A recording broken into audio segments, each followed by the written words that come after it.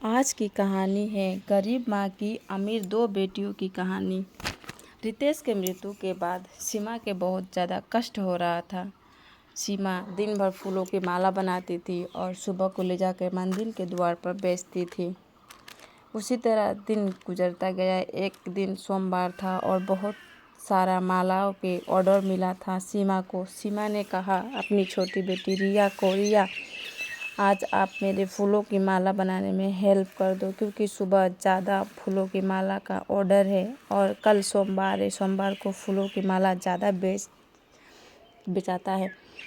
तो रिया बोली ठीक है माँ, आप चलो, मैं अभी स्कूल का थोड़ा सा प्रोजेक्ट बाकी है, कंप्लीट करके आती हूँ। तभी रिया जाती है, जाकर अपने कमरे में अपने प्रोजेक्ट को ख़त्म करने में लग जाती है।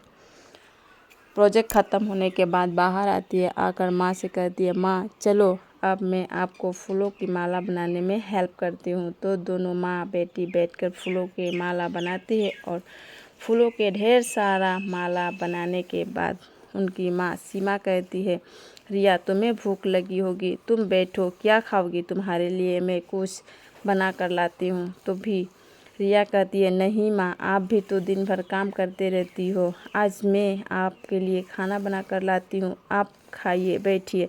तभी सीमा की आंखों में पानी भर आता है और बोलती है नहीं, तुम छोटी हो, अभी बैठो। तभी उनकी बड़ी दीदी रिंकू ऑफिस से आ जाती है और रिंकू कहती है माँ और रिया तुम दोनों बैठो, मैं खाना बना कर लाती हूँ। इसी तरह उन तीनों की प्यार की बातें चलती रहती है और उनकी बड़ी दीदी रिंकू खाना बनाकर लाती है। खाना बना कर लाकर अपने माँ और बहन रिया दोनों को अपने ही हाथों से खिलाती है। खिलाने के बाद वह अपने कमरे में चली जाती है।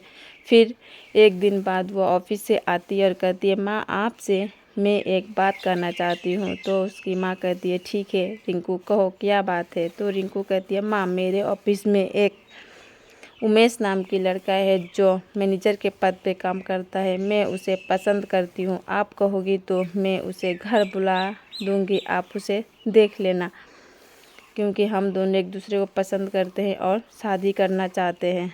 आपका रजामंदी होगी तो हम लोग शादी करेंगे। तभी उसकी माँ सीमा कहती है अरे मेरी बेटी इतना बड़ी हो गई, मुझे पता ही नहीं चला। ठीक है, आप आने वाले संडे को कहना उमेश अपने माता पिता को घर लेकर आए।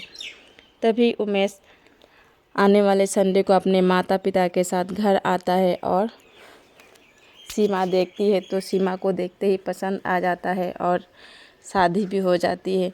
तभी शादी के बाद आती है रिंकू। रिंकू आकर कहती है माँ और रिया तुम दोनों चलो मेरे साथ, मेरे घर पे रहना, तुम दोनों को देखभाल के लिए यहाँ पे कोई नहीं है। तभी उमेश कहता है, उमेश रिया को अंदर लेकर कहता है कि तुम क्या पागल हो गई हो क्या, अपने माँ और बहन को घर पे ले जाके कहाँ रखोगी। वो कहती है क्या उमेश तुम्हें क्या कह रहे हो, मैंने तुम्हें शादी से पहले ही बताया था कि शादी के बाद में माँ और बहन को दोनों को ही लेकर चली जाऊंगी अपने घर, क्योंकि उनको देखभाल के लिए कोई भी नहीं है। पिता के मृत्यु के बाद मैं ही थी जो घर के थोड़े बहुत कर्जे या खर्चे में हाथ बटाती थी माँ को। माँ फूलों की माला से कितना ही कमा पाती होगी कि अपनी घर चला पाएगी।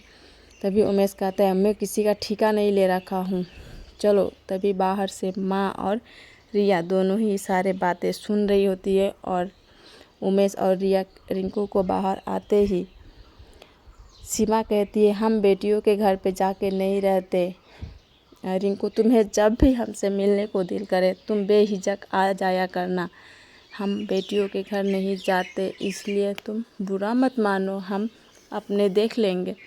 अब तो 2 साल का ही बात है, उसका बाद छोटी रिया का भी ग्रेजुएशन कंप्लीट ही हो जाएगा, रिया भी किसी ऑफिस में जॉब करेगी, हमारा दुख ख़त्म हो जाएगा। तभी रिंकू कहती है ठीक है। तभी उमेश कहता है चलो घर जाना है, बहुत देर हो गया घर आने के लिए। तभी एक दिन रिया का ग्रेजुएशन कंप्लीट हुआ और एक ऑफिस में जॉब लग गया। जॉब करते समय कुछ दिनों के बाद सेम उसी तरह रिया भी आके माँ के कहती है माँ मुझे एक लड़का पसंद आया है, वह हमारा ही ऑफिस में काम करता है, वह सब तरफ से ठीक है, इस तरह कहकर उसकी माँ कहती है ठीक है, उसे भी घर बुलाना। वो भी घर आते हैं, माँ को पसंद आता है, फिर उनको भी शादी हो जाती है। तो छोटी बहन रिया भी अपने ससुराल चली जाती है। फिर शादी के कुछ दिनों बाद रिया फेरे पे आती है तो अपनी माँ को कहती है माँ चलो, क्योंकि रिया अपने पति से शादी से पहले यह बात बता चुकी होती है कि शादी के बाद मैं अपने माँ को अपने साथ लेकर जाऊंगी। तो उसका पति हाँ कहता है, तो माँ और रिया दोनों ही चले जाते हैं उनके पति के साथ। वहीं पे रहने लगते हैं। बहुत दिनों के बाद एक दिन रिया की सासू माँ और उसकी पति गणेश कहता है कि क्या तुम्हारी माँ हमेशा के लिए ही यहाँ पे आ गई है? क्या तुम्हारी माँ अब अपनी घर नहीं जाएगी? तभी रिया कहती है क्या कह रहे हो तुम उमेश? तभी उमेश कहता है क्या मैंने कोई ठिका नहीं लिखा रखा है क्या? मैंने कहा था हमेशा के लिए ही लेकर आके अपने ही घर पे रख लेना, मैंने कुछ दिनों के लिए ही सोचा था। तभी रिया कहती है क्या कह रहे हो तुम? कुछ टाइम बाद उनके नोक झोंक को उनकी माँ सीमा सुन लेती है और सीमा अपने कपड़े को लेकर चले जाती है। जाने के कुछ दिनों के बाद रिया अपने माँ के फ़ोन पे बात करती है तो उसकी माँ की तबीयत कुछ ख़राब लगती है। तो रिया कहती है मैं अपनी माँ से जाऊंगी मिलने के लिए। आती है, माँ का तबीयत बहुत ज़्यादा ख़राब होने के वजह से वह घर जाकर अपने कपड़े को लेकर आती है। तो गणेश कहता है कहाँ जा रही हो तुम? तो रिया कहती है मैं जा रही हूँ माँ के पास, माँ का तबीयत ख़राब है। तभी उमेश कहता है यहाँ पे माँ को कौन देखेगा? तो रिया कहती है तुम्हारी माँ तो अच्छी है, यहाँ पे नौकर चाकर है, मेरी माँ के पास तो कोई भी नहीं है। तो यह बोलती है नहीं, तुम जाओगी तो हमेशा के लिए ही चले जाना, नहीं तो मत जाओ। तो रिया कहती है बहुत मैंने सुन ली तुम्हारी बातें, अब मुझे नहीं सुनना, मैं जा रही हूँ अपने घर। इतना कह कर रिया अपने घर चली जाती है। घर चली जाने के बाद डॉक्टर को बुलाकर अपनी माँ को ट्रीटमेंट करवाती है और उनकी माँ की तबीयत अच्छा नहीं होती। फिर एक दिन उसकी माँ कहती है रिया क्या हुआ? रिंकू की कोई खबर नहीं मिलती। तो रिया कहती है माँ मुझे नहीं पता था कि बड़ घर में शादी होने के बाद दीदी। तभी रिया कहती है माँ दीदी इतना बदल गई, मुझे नहीं पता था अमीर घर में शादी होने पर लोग इतना भी बदल जाते हैं। कभी घर भी नहीं आती, शादी में भी आई थी तो सिर्फ एक दिन के लिए ही आई थी। तो उनकी माँ सीमा कहती है नहीं रिया बेटा, मुझे अपने रिंकू पे भरोसा है, रिंकू कुछ परेशानी में है इसी वजह से वह नहीं आ पा रही है, नहीं तो कभी फ़ोन भी करती थी, अब तो धीरे धीरे फ़ोन भी करना बंद कर दी और ना ही कभी मिलने भी आती है। तभी सीमा कहती है जाओ बेटी तुम एक दिन उसको देख आओ, उसके हाल चाल लेकर आओ।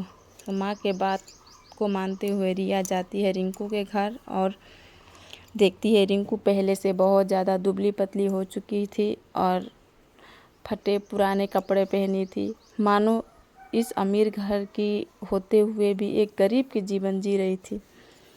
तभी उन्होंने पूछा रिया ने पूछा क्या हुआ दीदी, आपकी यह हालत कैसे हो गई और आप कितनी सूख सी गई हो?